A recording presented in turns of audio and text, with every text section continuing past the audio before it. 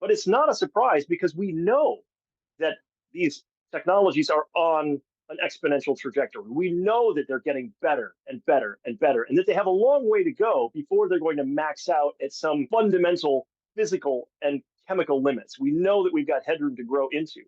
And so this doesn't come as a surprise. It's to be expected.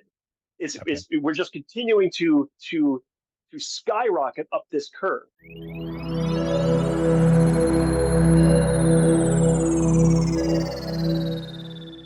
Hey, y'all, it's Dr. Know-It-All. I am very happy to be with Adam Dorr, who is Director of Research at RethinkX again, second time on the channel. So I don't know, you get an extra prize or something for being on twice, putting up with me twice. Also author of Brighter, which is a fantastic book.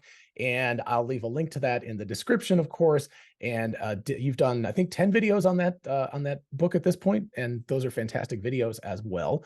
And also pertinent to today, you also did a recent video where you shot it from, it looked like your porch because the power was out. Because today we are going to talk about energy generation and storage and transportation and stuff. So welcome, Adam. Hi. Hey, thanks for having me again.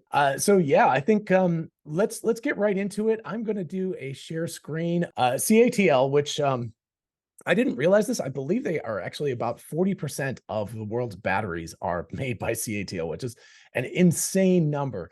Anyway, our Shenzhen battery plant is the world's first 4C super fast charging LFP battery, and we're going to talk about that in a second, capable of delivering 400 kilometers of driving range within a 10-minute charge, as well as a range of over 700 kilometers on a single fuel charge. So find out more. And if you go to this, they get into a lot more detail. Of course, like I said, I will leave links to all these things in the description, so you can read this. They also have excellent cold weather performance with this battery. And apparently there is another chemistry they're working on that has 500 watt hours per kilogram or whatever it is. Anyway, it's basically airplane grade, because that's always been sort of the magic number to get over. So anyway, these are a fantastic announcement from CATL. It's pretty much a game changer. So this is a hot take, everybody. Neither Adam nor I have had any chance to go into this in great detail. So we're going to give you what we know right now. So yeah, take it away with that caveat so people understand that you haven't done 2 months of research on this topic yet. Yeah. Oh yeah, well, I mean, the first thing to say is that this should not come as a surprise to anybody who's familiar with technology, growth, and exponentials and disruption, right? I mean, this kind of announcement is super exciting. Of course it is. But it's not a surprise because we know that these technologies are on an exponential trajectory. We know that they're getting better and better and better, and that they have a long way to go before they're going to max out at some fundamental physical and chemical limits. We know that we've got headroom to grow into. And so this doesn't come as a surprise. It's to be expected. We're just continuing to skyrocket up this curve. But making progress on in this respect is hugely important. It has material differences for the industries that we're interested in, for the applications that we're interested in. Of course, it's going to have a major impact on electrification of transportation. So EVs, and electric vehicles of all kinds, all different forms and types and service roles of vehicles are going to benefit from a battery with these kinds of characteristics. So this only accelerates us further down this amazing path of the disruption of transportation by EVs. And we know that there are going to be some key players, Tesla being one of them for sure, that are going to avail themselves of these improvements and take advantage of them. We know that the industry as a whole, electric vehicle industry as a whole, is going to benefit from these new batteries. We know that the battery industry itself is going to become more and more competitive as we see what is possible. I'm reminded a little bit of it's like sports, right? And especially the extreme sports catch my attention because they follow some of the patterns of technology disruption. I know that seems like a stretch, but bear with me for a second. We'll get there.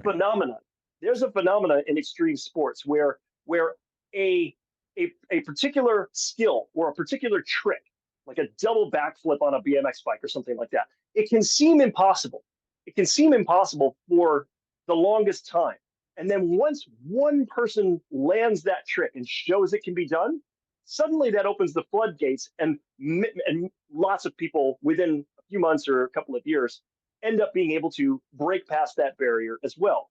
And so there's something about the existence proof of capability that really matters. And so this is seen, I think this is a larger human phenomenon, but certainly we see this with industries and technologies.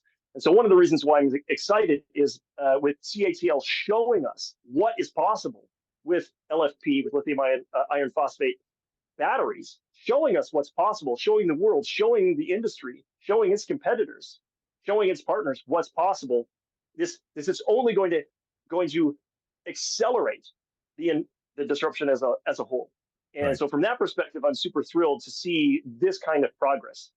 The other thing that's fun to see, I will say one more thing, and that is we much more often read news stories about lab breakthroughs that still have years to go before they translate into commercial products that are out and on the market and available.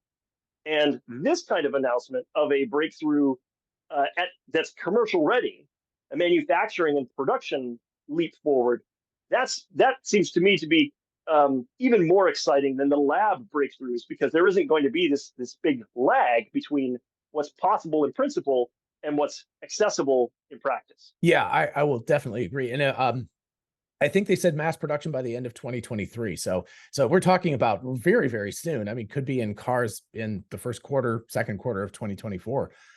So yeah, this is there's so many of those breakthroughs where they're like, we've got 900 watt hours, density per kilogram and stuff, and it'll take 20 years before that. And if people don't know, the history of the lithium ion battery started with Dr. Goodenough in like 1970 something, 73, 74, somewhere in that range. We're talking a solid 50 years. And so maybe you could say the early 2000s. So a solid 30 years before the discovery and really mass producing it at a reasonable scale. And then obviously it has snowballed since then, but these things take a long time. And one of the big advantages of this CATL battery, and I believe they've doped it with manganese and zinc or something in a small amount, but it's an iteration on a technology that already exists. So rather than a solid state battery, which is a whole new technology, and even if you develop it in the lab, it's like maybe or maybe not in terms of mass production. But this is the kind of thing where it's like, we've fixed the chemistry, we've adjusted a few things, we've changed the battery management system. It's we've made incremental changes rather than having to do a step change, and that is hugely beneficial in terms of that thing. And I think what you were saying, Adam, is that this is a great announcement, but don't expect it to be the last one. There's going to be another one. Yeah. Oh yeah. This is just yet another step along this incredible journey that electrochemical battery technology at large is taking now. And LFP certainly has a prominent role to play at this time. How long its role will be before it in turn is supplanted by the next exponential, the next S curve that follows on, is more difficult to determine precisely. But what we can say is that this capability that we're seeing now in the specs that have just been announced for this battery, this should put to rest. It should just completely put to rest any fears or concerns, uncertainty, doubt that electric vehicles are here and are totally viable and overwhelmingly competitive as value propositions. You don't get to say now with a battery that can perform like this at the cost that it's coming in at. You no longer get to say, well, electric vehicles are fine, but they don't have enough range, or you can't charge them fast enough, or you can't rely on them in colder or warmer weather. Or they're too expensive. The other excuses that we've heard over and over again. Those days of excuses are done.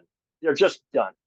So, and that's exciting. I mean, it's exciting to we were basically already there, but if you needed another huge nail in the coffin for internal combustion engine vehicles and the excuses that and the fear and uncertainty and doubt that surrounds the disruption driven by EVs, well, here it is. I mean, this is probably the end of the line for those kinds of excuses, as far as I can see.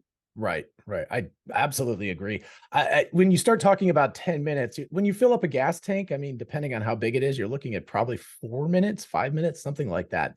And of course, you have to stand there next to the gas tank, with your hand on the hose, filling it. Whereas with an electrical thing, you plug it in and you can go in and go to the bathroom at the same time, right? So if you're on a road trip, but the big thing, of course, is that this is a fantastic piece of news, the speed, but in general, again, I've got my car, it's plugged in right now. So tonight at some point, the thing will figure out when it needs to start charging so that it's charged up by 6:30 in the morning and it'll just be charged. So it's not like I have to normally do that. So I think a lot of people are like, I'll have to replace one with the other, but it's like, no, this is very convenient.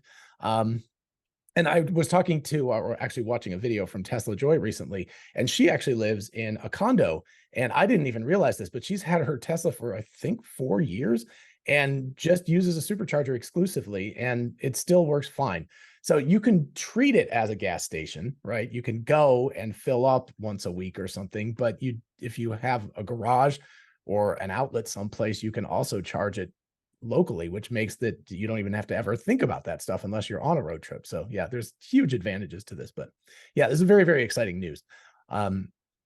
I will say, like, from a personal point of view, I don't know if you've had the opportunity, but because of when we bought our Model Y and our Model 3 is actually LFP and our Model Y is nickel, metal, cobalt, nickel, manganese, cobalt, anyway, and NMC.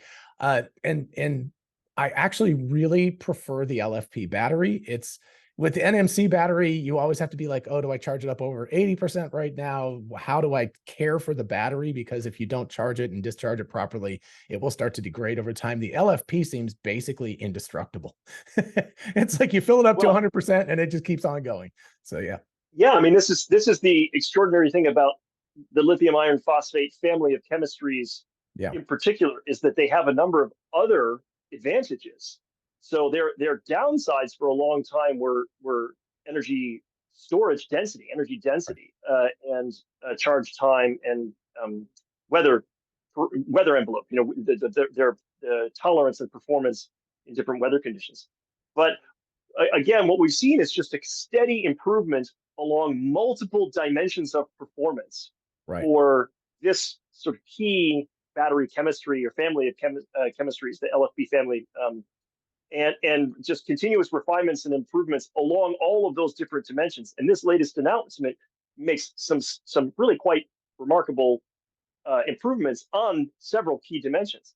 But LFP batteries are great in many ways that other chemistries are limited. As you mentioned, you don't have to treat them so delicately, right?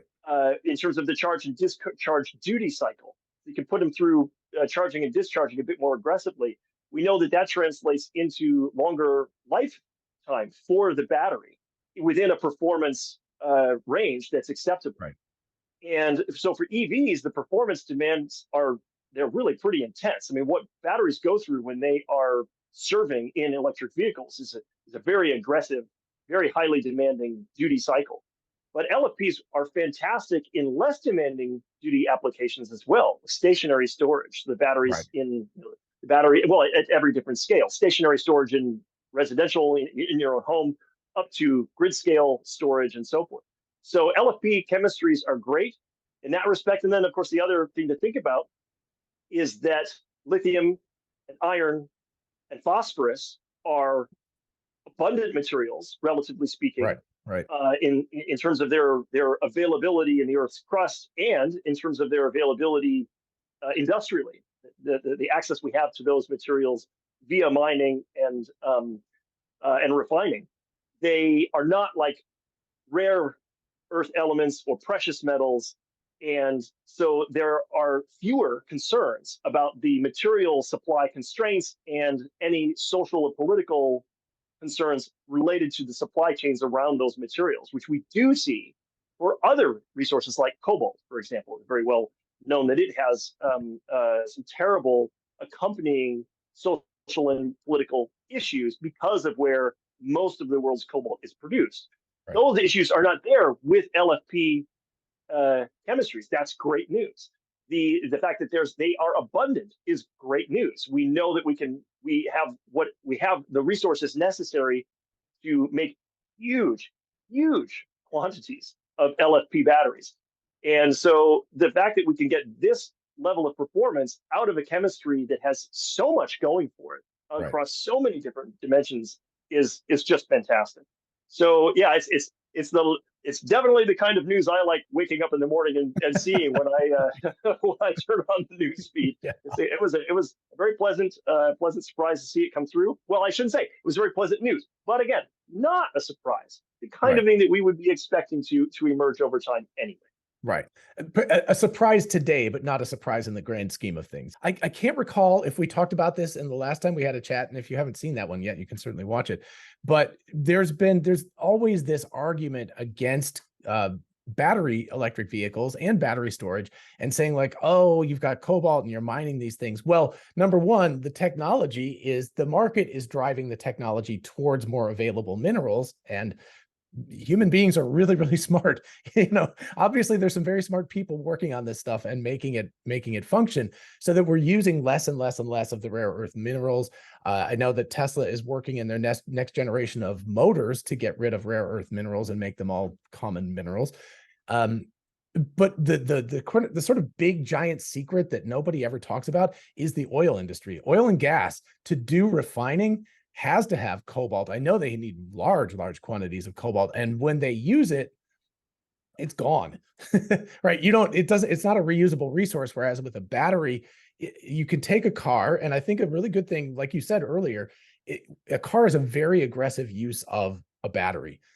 You can literally take that battery without doing anything out of the car, put it on a wall someplace, or do something with it, and it becomes a perfectly good stationary storage device because the needs are much less aggressive in that condition. But then eventually when it gets done, you can recycle it and recapture most of those minerals so that you can get them back again. So there are many directions in which battery storage, battery electric vehicles and things have advantages that all of these industries, and I'm not saying anything bad about it in history, because obviously we needed to have those industries to be able to get where we are today. But the argument that we should only look backwards and it's like, no, gas is the future and everything. It's like, it's really not. Also, it's a fossil fuel, so it's not renewable. It's a fossil. One of the key features of solar photovoltaic panels and wind turbines and batteries is that they are stocks of materials. They don't require flows. They don't require a continuous feed of material in order to provide the service that we want. Once you build them, that's it. It's a capital, an upfront expenditure, an upfront investment. But once you've done that, you just have a stock of value that just sits there and cranks out electricity or performance, whatever it is that you want to measure and value, right? And that's fundamentally different than a technology that requires a continuous input, a continuous flow in order to function and provide usefulness, provide value. So that's a key difference between, for example, a battery and paired with electricity generation from a solar panel, put those two things together, and a engine that you have to supply continuously with inputs like fuel and oil. And this is a in a sense, it's not at all a shock. It's a relatively obvious feature. So it's not like it's a surprise or something profoundly unintuitive. But what is, I think, unintuitive is how big of a difference it makes. What a huge difference it is to have an energy system based on stocks rather than an energy system that's based on flows. And stocks and flows are the key ingredients of understanding a system's dynamics. And system dynamics is a key methodological tool that my team at RethinkX uses to understand phenomena, to understand technology and disruption. So we natively think in terms of stocks and flows. It's part of how that's part of our DNA as an organization. Right. And one of the things that is so extraordinary about these new technologies is they aren't based on a new flow. It isn't that we discovered a new fuel with a new kind of engine Oh uh, yeah. in solar panels and batteries. These are fundamentally different than engines that burn things. They're fundamentally different, and I think that this does deserve emphasis. It does deserve attention, and the implications of not requiring a continuous input are enormous, especially, for example, the environmental implications. Right. So I often hear again this fear, uncertainty, doubt, the sort of FUD that is promulgated by opponents of renewables and batteries and electric vehicles and so forth. I will often hear the criticism that, well, solar panels and batteries still take mining and a lot of materials to Right. produce, and so they're not any better than oil or gas or coal because of that. And one of the big things missing there is this distinction between stocks and flows. That Right. you only have to build a solar panel once, and then it'll work. It'll work fine for 40 or 50 years.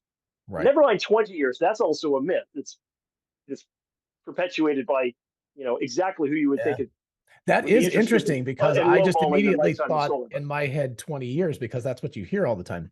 No, that's completely false. We know that solar photovoltaic panels, the viable lifetime is easily 40 years.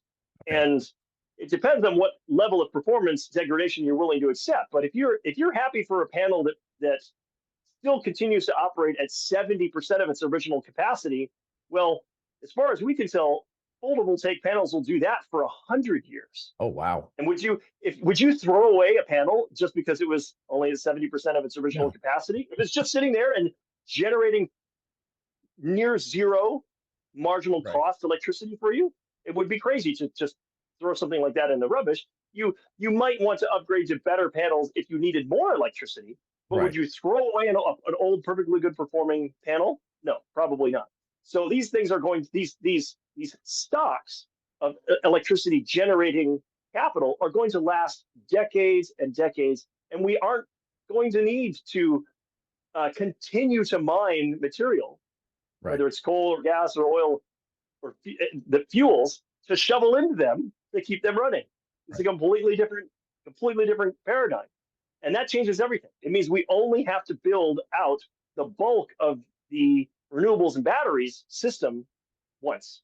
Right. Whereas with Yeah. fossil Yeah. fuels, you have to do it continuously. So we were actually talking before we started recording about power lines and stuff, and the Gen 1, the problems of being the early adopter of things. But it's a similar idea. It's like you build out the power lines, and yes, you do have to replace them and upgrade them over time. But in the US, we've had electricity for over 100 years in parts of the country. So it's not like that would be the equivalent would be if you had an electrical line and every time you used it, it burned. And then you had to like put another one in, it's like, that's crazy. If you think about it, that's absolutely insane. And I know Tony Saba, the co-founder of RethinkX, has done videos dating back like over a decade where he's talked about essentially this free energy idea, the free incremental cost, but it has a lot to do with that stock idea. You build out, you pay your fixed economic and environmental cost to build these things out, and then they're sitting there. And if you build them to be 100% capacity for the most you're ever going to use, for most of the time, that means there's extra capacity, which means that the cost, what do you call it? The incremental cost or something like that of energy just like drops basically to zero. Right, the marginal cost is Thank typically you. the way it's described. But you're right. I mean, it's the incremental or the marginal cost, the cost of the next unit of electricity that you need or want to generate. And I mean, solar panels are really quite extraordinary in that respect. They, as long as the sun is shining, they just happily make the electricity that they're going to make. And if you need, if that is surplus to what your current requirements are, well, then the solar panels don't really care. They just make a surplus. And my team has called that marvelous property of the system superpower, because it's clean and it's essentially costless how extraordinary, how marvelous is that? So we are going to, as a society, as an entire civilization, as all of the world's societies, we are going to increasingly design our energy systems around that property, around what my team calls superpower. Right. And it is a key means by which we, meaning humanity, achieves a clean energy superabundance future, a future in which energy is just ubiquitous and is very, very inexpensive or fully, properly free under certain circumstances, in certain places, and in certain applications. And a world in which energy is super abundant and very, very low cost or even free under some circumstances, and doesn't have terrible environmental or social side effects, right, causing climate change or air pollution and so forth, then that is an extraordinary world, because we've seen again and again throughout human history that everywhere energy abundance goes, human prosperity follows. It is a fundamental enabling condition for human prosperity and well-being. And so I think this is one of the most exciting things for any prospective look into the future, and not the distant future, not 100 years from now. right. It isn't going to take us 100 years to build out this new system. It's only going to take 15 or 20 years. Right. And that is where humanity's clean energy superabundance future lies, just 15 or 20 years out ahead of us, unless in some places that are more aggressive adopters and leaders of these disruptions. That is something worth getting really excited about. Yeah, I agree. And if you look back at the history of the 20th century from World War I on, a lot of that history had to do with fighting over scarce resources like oil in particular.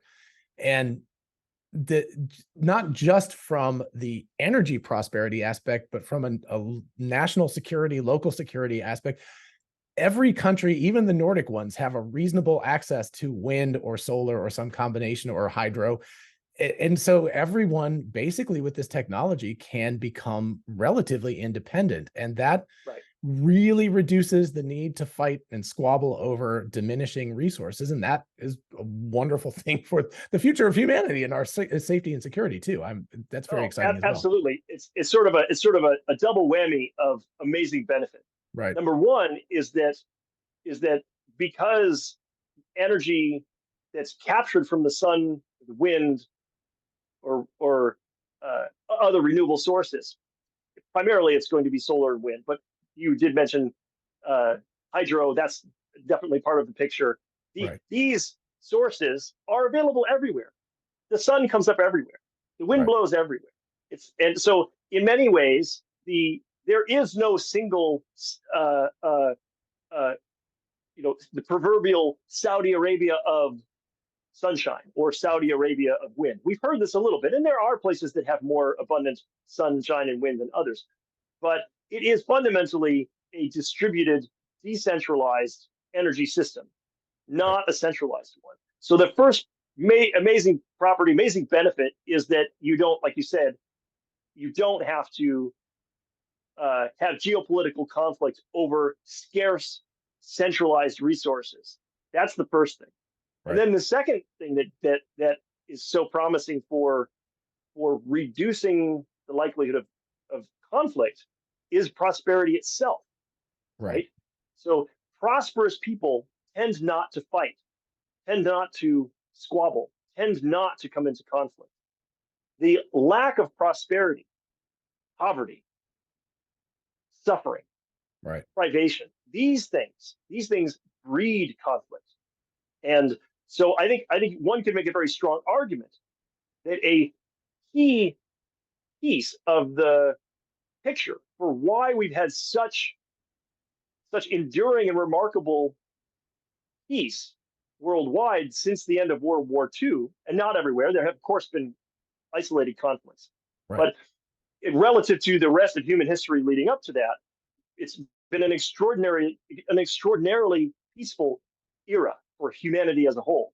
One could easily argue that it is prosperity that has enabled that piece. And so I think that those two things together, one, less geopolitical conflict over specific resources, and number two, prosperity writ large, Right. those things really are a formula for avoiding conflict and securing a safe and stable world for all of us. Right. And that's very exciting. And I think I want to circle back to batteries here because I think that they play a fundamental role in this. And Yes. I'm remembering back to like when I was a kid and Jimmy Carter installed solar panels on the roof of the White House. And then of course, Ronald Reagan took them down and blah, blah, blah. But though that technology has been around, you know, realistically speaking, for about 50 years, NASA's been using it in space missions for a long time. Very expensive back then. The efficiency was not that good.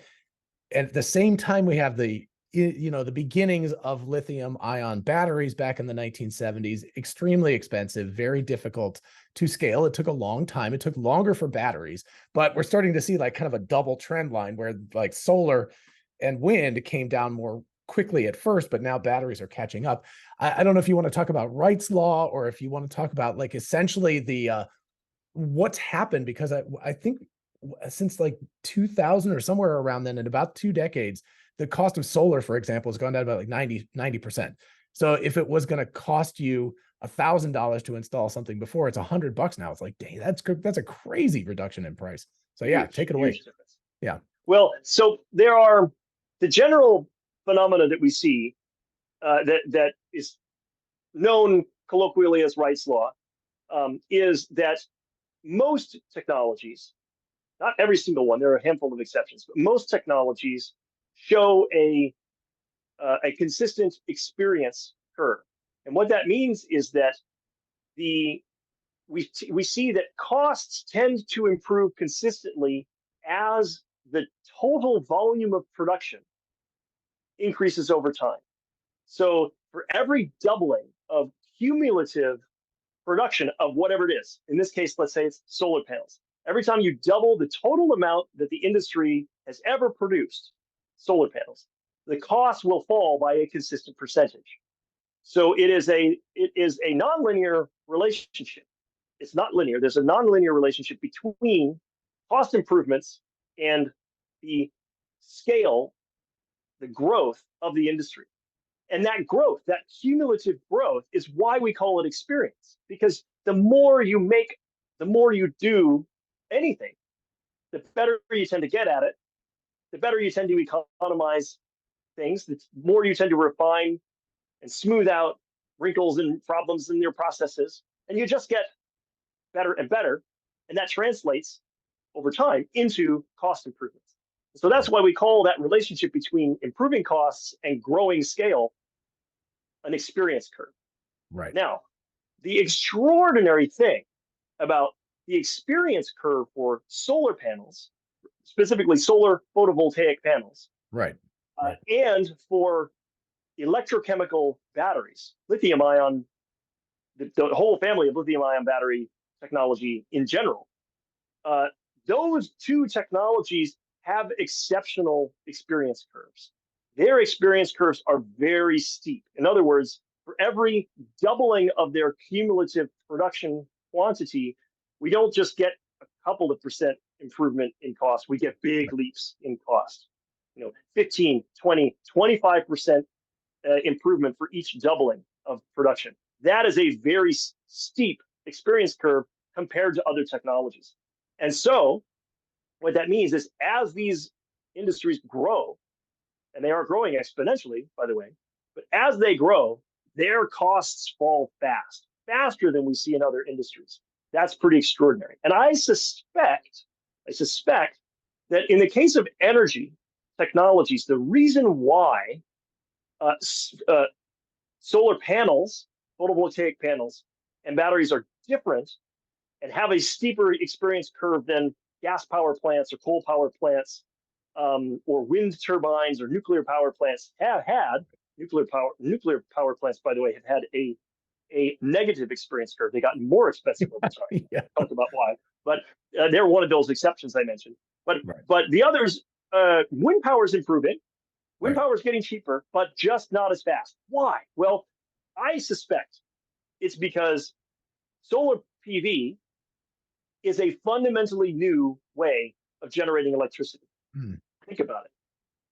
The other ways that we have of generating electricity, hydropower. What do we use the water for? To drive a turbine, to turn a shaft, to Right. crank a shaft, and the turning of that shaft drives the it spins magnets through an electric field and induces current and generates electricity that way. Right. That's how hydropower does it. Well, how does a wind turbine do it? It just turns that shaft using the wind instead of water. Right. How does a gas turbine work? Well, it burns fuel Right. to turn that shaft. How does a coal power plant do it? Coal is used to generate steam, and the steam turns the Right. shaft. How does a nuclear power plant do it? It Right. uses nuclear power to generate steam to turn the shaft, right? But photovoltaic panels don't do that. Right. Photovoltaic panels use a fundamentally different physical process to generate electricity. And because of that, I think that probably explains why their experience curve is so different than the other energy technologies. And with chemical batteries, it's the same thing. You're not storing the energy and then releasing it later to spin a shaft like you are when you pump hydro uphill and Right. then release the water to turn the shaft and recapture the electricity that way.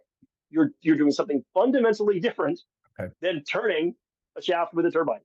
Yeah. And I Interesting. suspect, as I say, that's the reason why we see, or at least part of the reason why we see such steep experience curves for solar and batteries. But here we are. It also explains why people like Tony Saba, who you mentioned, founder of RethinkX, 15 years ago, were able to say extraordinary things like, by 2020, the price of solar panels will fall 80 to 90% compared to 2010. And that seemed crazy back in 2010. Right. It seemed Right. it just seemed like it just seems impossible. How could we possibly see that much improvement in that time? But if you understand Wright's law, if you understand experience curves, and you understand disruption, and know that industries tend to grow exponentially, then you can make those predictions because the experience curves are remarkably consistent. They do show that remarkable consistency. Right. So yes, it's a fascinating and really quite powerful way to understand the driving forces behind technological change, the costs and how they improve, and their relationship to adoption and how adoption scales. Putting those pieces together allows you to see the trajectory, to forecast where Right. industries are headed to a remarkable degree. And yeah, the story for solar and batteries has been an extraordinary one. Yeah. In that Okay. respect. That's I really appreciate it. I started immediately thinking about like windmills and water mills in rivers. And if you think back, then basically maybe the reason why that curve isn't so steep is that Wright's law has been spread out over 1,000 years plus. Like, people have been making, the Dutch have been making windmills for a long time, and there have been river mills to grind corn and stuff. So that the basic idea of spinning a turbine, spinning a shaft and doing something with that. Now, generating electricity obviously is newer, but the basic concept and a lot of the nuances of it have been worked out over 1,000 years. So that would make a really reasonable sense that you've already gotten a lot of doublings, a lot of cumulative doublings of production of this technology. Whereas, solar is fun. Yeah, it's just wild. It's solid state. And as opposed to things like turbines, which are always going to require maintenance, there's so much less maintenance required for solar, because as long as the electron pops off the semiconductor in the plate of photovoltaic material, it's going to keep working to some extent. Yeah. And batteries are, obviously they're a fundamentally different technology from solar photovoltaics, Right. but they share that same property where there isn't a kinetic energy step in the chain through which you're converting energy in different forms and different stages to achieve the final result you want, which is the output of electricity. In the case of batteries, you're storing energy in a reservoir, and ultimately you want an output of electricity. With electrochemical batteries, all of that is chemical. There isn't any macroscopic mechanical element there, and that gives it different properties, and it allows for improvements, a headroom, a ceiling of improvements that's way above where far above the starting point, and even now far above where we are. Like in principle, the physical limits for energy storage in electrochemical batteries are considerably greater than where we are today. We have a lot of room left to grow in terms of performance, and therefore a lot of room left to improve in terms of cost for batteries. And that's just not the case for technologies like, using steam to turn a crankshaft and generate electricity that way. There just isn't. We're much closer to the physical limits of that process, that older process, than we are to the physical limits of batteries or the physical limits of photovoltaics. And so we not only have we had this remarkable journey so far, but we still have lots of improvement ahead of us as well. So there's still great progress, exciting stuff to come, not just what's happened so far. Right. And that's actually really exciting to think about that. That it's not just like, okay, we've reached it and that's the cliff, and that, I mean, we're butting our heads up against the top of this thing, but that there is so much room to go with all of this. And I mean, I don't know how much attention you pay to artificial intelligence stuff, but obviously people are starting to apply that, because electrochemistry of batteries is incredibly complicated once you start digging into it. It's like a living organism, basically. It's just nutty. But I know that a lot of companies are starting to use AI to tackle some of those problems, to look at chemical interactions and things, and of course medicine and stuff like that too, which is also going to be a huge improvement to human prosperity. If we don't have as many health problems, that makes us all much happier, obviously. So yeah, it's really remarkable stuff. I wonder if there's, if you want to circle back to maybe transportation again, what do you think about the future of transportation with this?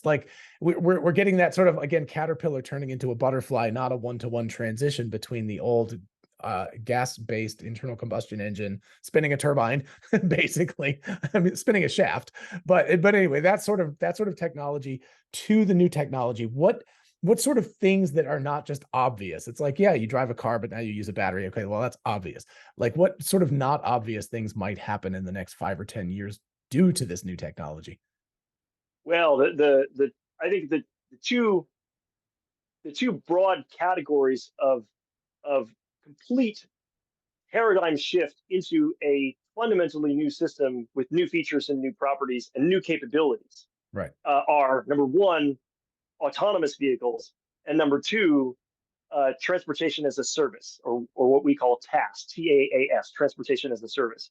Those two features are fundamental game changers. They're new. We don't have those as part of the older legacy 20th century model of transportation based around. So let me just, this is a question that never gets asked, interestingly enough, but is it only coincidental that those technologies are improving right now? Or theoretically, why couldn't you do this with a gas engine car? Why couldn't you put autonomous, so yeah, just explore that for a minute while you're talking about the rest of that. Because we're talking about 4 major disruptions: generation, storage, autonomy, and transportation as a service. That's 4. That's compounded on top of each other. That's huge. Well, it's very difficult to know. It's hard to evaluate counterfactuals. Like if we got on a time machine and we went back 50 years, could the technology tree have blossomed, have unfolded in a different way than it did? Could we have invented technologies in a different order and at a different pace, than actually happened in our history? In some alternate universe, in some alternate reality, could you actually invent one thing sooner or one thing much later than we did? And my personal feeling is that there's a little bit of wiggle room, but that because of the interconnections between technologies and how much they enable one another in ways probably that we don't always see as obvious or that aren't always self-evident, I suspect that things have a pretty firm order or sequence in which they must happen and will tend to happen. And so my answer to that question is we probably are seeing it's probably not a coincidence that we're seeing the emergence of both advanced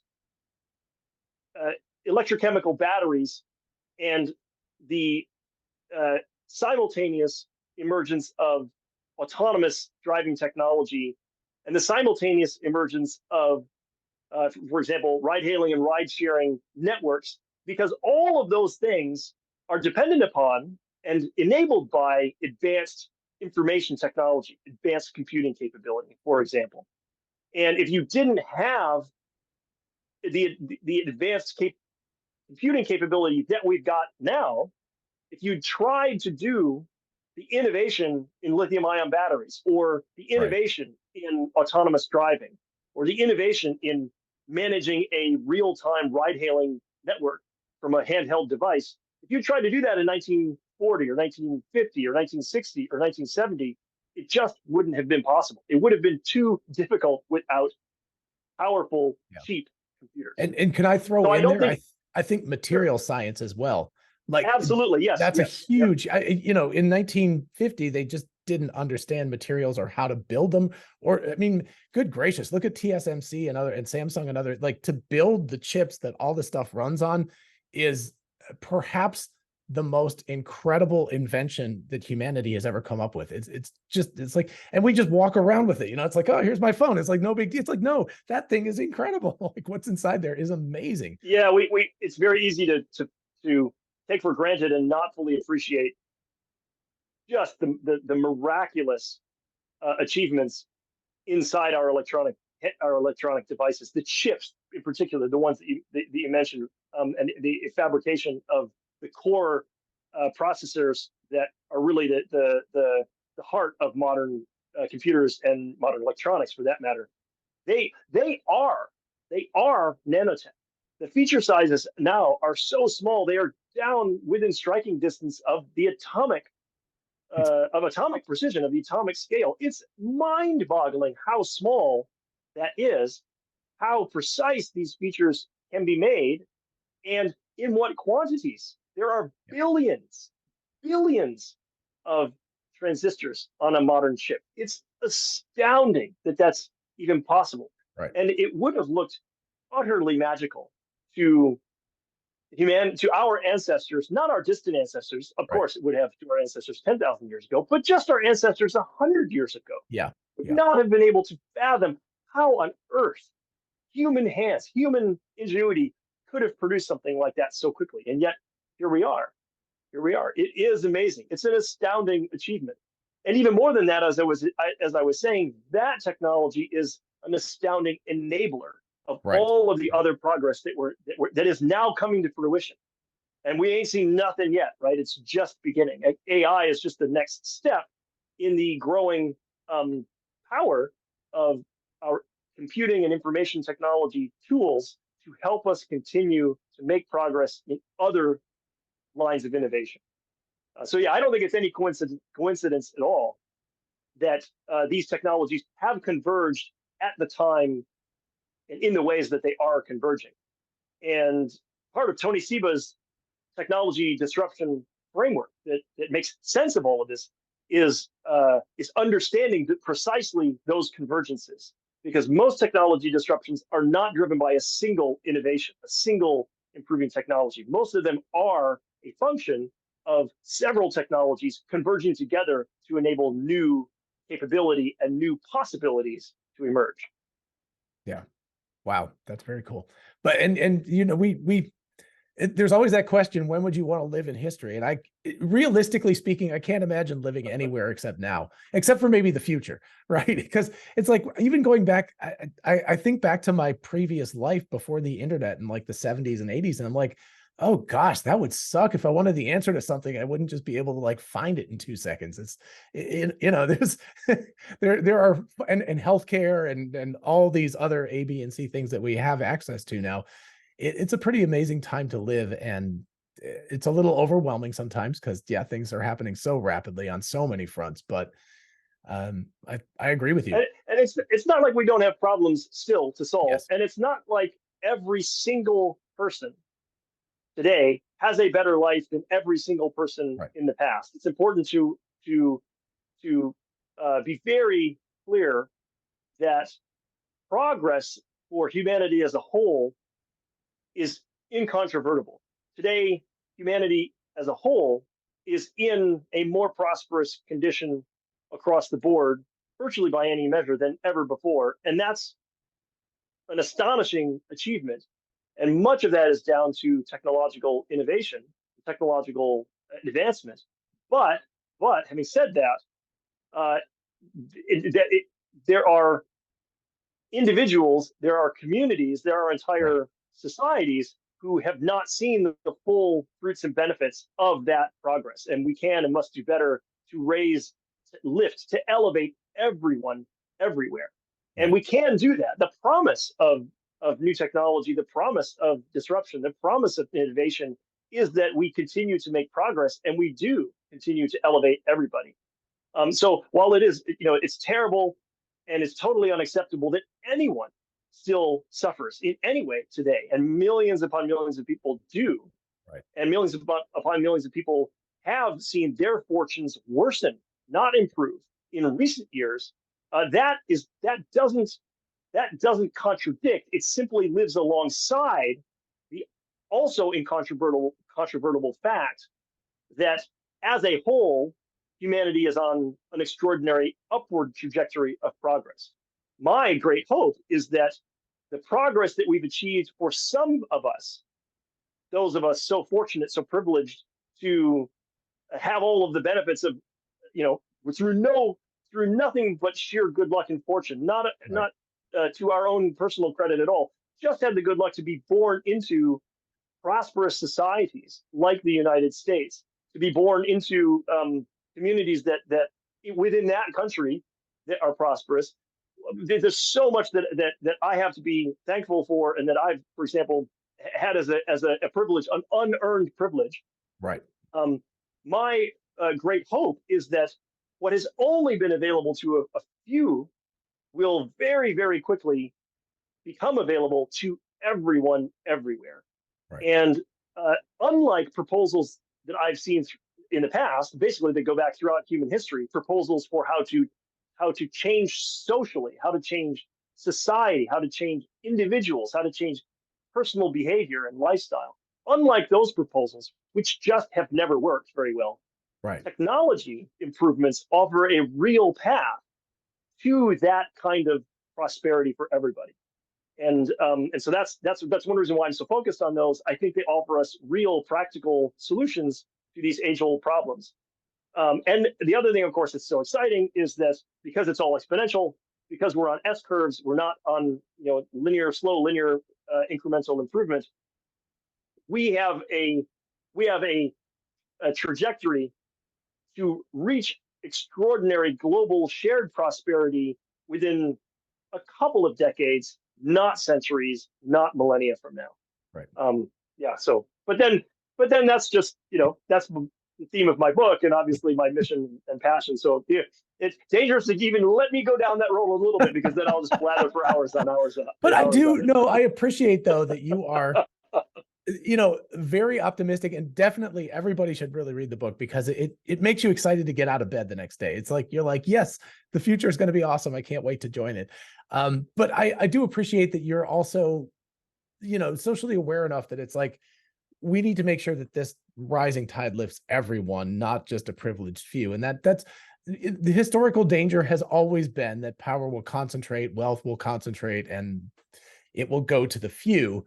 The hope here is that if we get enough prosperity, even if it's not equally distributed, there's always going to be somebody who's wealthier or more powerful than others. At least the sort of minimum level will continue to rise, and everyone will benefit. And there are people who have not really benefited at this point, obviously, around the world.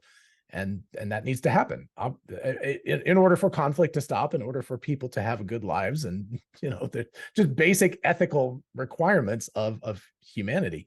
So, but Absolutely. Yeah. but this is the way it's going to happen. And we've seen it, and we've seen it happen already in certain narrow dimensions right, of life, right? right, So we've seen that happen with information. So before the internet, 30 years ago, right, you really had to be fantastically wealthy or powerful to have access to, some fraction of all the world's information at your fingertips. right, You only the president, or only institutions right, like the government, or only extremely wealthy individuals or powerful corporations had had access to all of the world's information easily prior to the internet. But fast forward 15, 20 years, and that access was radically democratized, and that has already translated into remarkable improvements in overall human prosperity. Another example, and again, it's not everywhere. I should say, even with the internet, not everybody has internet right, access right. still, and that's a crime. It's a tragedy, and we do need to rectify And that. by the way, kudos to SpaceX for working on that. Yes, I think absolutely. Kudos to that is, SpaceX for yeah, doing that. Yes, absolutely. Um, Another example, of course, is electricity. So there was a time, it was a brief time, but there was a time when electricity was only available to the privileged few. And then right, very quickly, it became something that societies decided they must invest in, must democratize, and make reasonably affordable and accessible to virtually everyone. Now, again, there are places that lag behind. There are places still today that don't have electricity, and that's criminally unacceptable.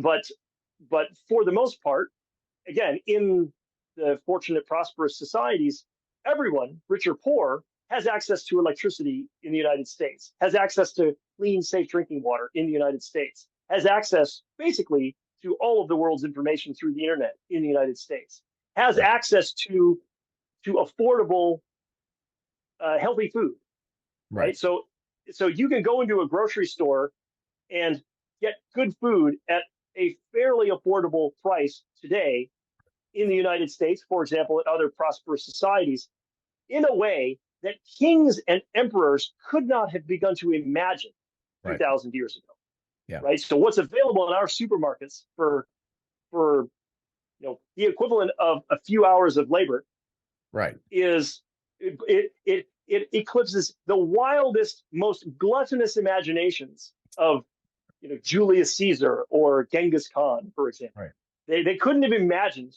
the cornucopia of marvels that are on our supermarket shelves right, today, thousands of years later. yeah, So we have achieved this already, not just the raw prosperity, but also the pretty broadly democratized access. But we right, still have a long way to go with a lot of things, and we still have, unfortunately, some number of people who don't have the benefits even still that most of us take for granted, and we've got to serve them better. So we still have a lot of work to do. We still have a lot of work to do. But the good news is the best way to get across the line and get that job done is with the new, clean, right. disruptive technologies that we're right in the middle of adopting today. So it's fantastic. I truly do believe we're going to get humanity as a whole across that finish line, as it were, into a fundamental condition of abundance and prosperity very soon. Not centuries from now, but within just a decade or two. Yeah. And that's exciting. And I think what you were talking about here, like the specifics of it, like having access to information, that is a problem that's being worked on currently. Having access to energy, that's a problem that's being worked on right now. Solar batteries, things like that, allows people way out, that do not have access to power lines and things like that to generate power locally. Having access to fresh food and transportation of fresh food is also based on energy and about new transportation paradigms like Yes. electricity and stuff. So, and also just living in a place that's relatively clean and doesn't have pollution. You think about the amount of particulate matter that it's horrible statistics when you look at it. Like people who live near where diesel, like highways and things where a lot of trucks and gasoline engines, diesel engines, stuff like that, they have much lower lifespans. So all of these things are actually happening now. And I think that's exactly what you're saying. We're not looking at some distant science fiction future. We're looking at like, we can see it. And I'm not that young anymore. And I'm still going like, yeah, this will probably happen in my lifetime. It's like, that's pretty cool. I'm excited about that. There was a Yeah, time when I did absolutely. not think that, by the way. Well, me too. And I mean, for a very long time, this all seemed like science fiction that was beyond the horizon of one's own lifespan. Right. And that we have telescoped all of that uh, marvelous future, all of those prospects, so much closer. And that is the power and the unintuitiveness of nonlinearity, of exponential progress, right? Of acceleration. And you don't realize how close things really are in terms of time when you're accelerating towards them instead of just steadily creeping towards them. And then the last thing to say about that, of course, is that, and my team has not done work on disruption of health and medical technologies yet, Right. but the one last thing to say is that lifespan isn't sitting still either. Right. And the same technologies that are disrupting energy and transportation, and especially that are disrupting food, that are empowered and enabled by, for example, AI and information, Right. other information technologies, advanced computing technologies, those same enabling technologies that are driving innovation in those areas are also driving medical and health innovation. And Right. the net result of that is that uh, our longevity is being extended. Not just our raw lifespan, but also our health span. I don't know if you've noticed it, but people in their 60s don't look today like people in their 60s 100 years ago or 50 years ago look. Right. We are living not just longer, but healthier and better lives. It's again in the privileged and prosperous Right. communities and countries of the world. And I've said it before, I'll say it again. You ain't seen nothing yet on that front. It's incredible. It's astonishing to think what progress is going to be made on a 10, 20, 30-year time horizon in health and medicine. And so when you say, well, maybe with my lifetime, what are you thinking your lifetime is? Right. Because it's not the proverbial 410. It's not. Right. Right. It's not 70 years or 80 years or 90 years or 100 years. It's much, much more than that. Thanks to the same technological progress that's driving the other disruptions. Right. Yeah. So that's something that if you want good reason to look both ways very carefully before stepping out into the street, so you don't get hit by a bus, that's a pretty good reason. You may live a lot longer than you expect Right. if we continue making the progress we're making. And that's exciting too. So you said you haven't started working on that yet. Is that like a little preview of coming attractions that you may look at? Okay. We'll take that as a maybe. Yeah. It's like my lips are sealed. So, all right. Well, we have talked about a lot of things. And as every time I talk to you, I get super excited. So I hope everybody else does. And I hope people understand that it's excitement, but it's not unicorns and rainbows excitement. It's like fact-based excitement. You can get excited about this, and it's reasonable to.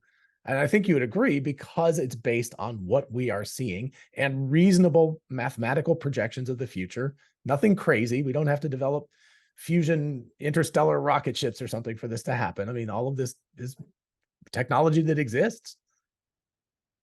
Yep. It's at this point we have an extraordinarily bright future ahead of us, even with just today's technologies and refining and scaling and deploying what we've already got.